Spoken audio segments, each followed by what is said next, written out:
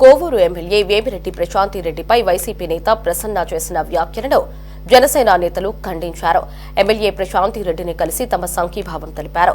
అనంతరం Janasena Nellore city in charge Duggisetty Sujay Babu, Sarvepalli in charge Suresh, civil supply state director Eswari MLA ప్రశాంతిరెడ్డికి మద్దతుగా మాజీ ఎమ్మెల్యే ప్రసన్న కుమార్ రెడ్డి వ్యాఖ్యలపై తీవ్ర స్థాయిలో ధ్వజమెత్తారు.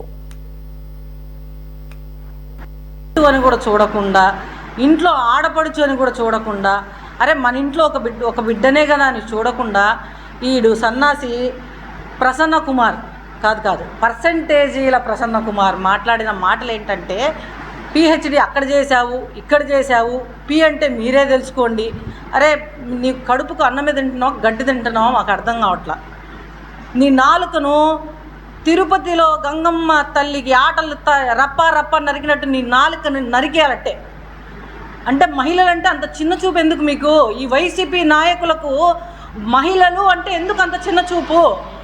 ఒక్కొక్కడికి తాట తీసి ఒక్కొక్కడిని నిలబెట్టి నాలుకలన్నీ కోసి పడేయాలి మీ అందరికీ.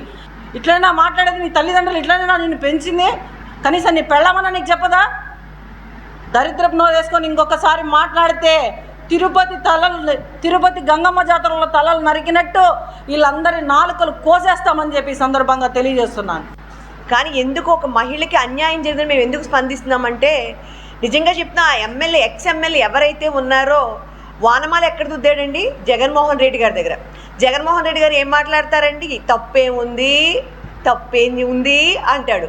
ఈయన కూడా తప్పేముంది అనుకున్నా. ఆడవాళ్ళ వ్యక్తిగత జీవితాలు మాట్లాడి ఎవరైనా కానీ, అది నా తండ్రి అయినా, నా తమ్ముడైనా, ఎవడైనా, ఈవెన్ దో నా భర్త అయినా సరే, మనకు సంబంధం ఏ మగవాడు మాట్లాడి ఎడమకాలు చెప్పు తెగిదాకా కొట్టాలి మగవాడిని.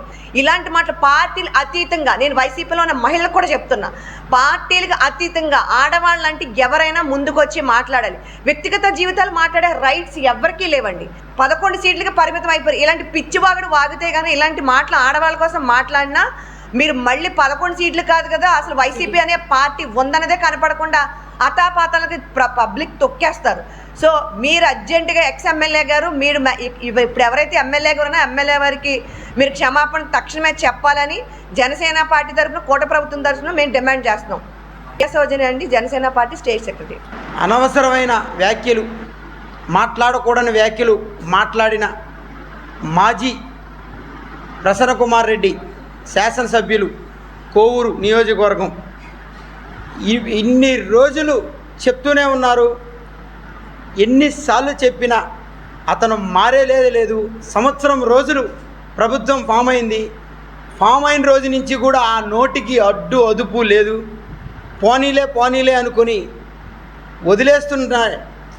ఎందుకు అని కామ్గా ఉంటే ఈరోజు సొంత ఆడబిడ్డ ఇంట్లో వాళ్ళను కూడా మాట్లాడే స్థాయికి దిగజారిపోయాడు.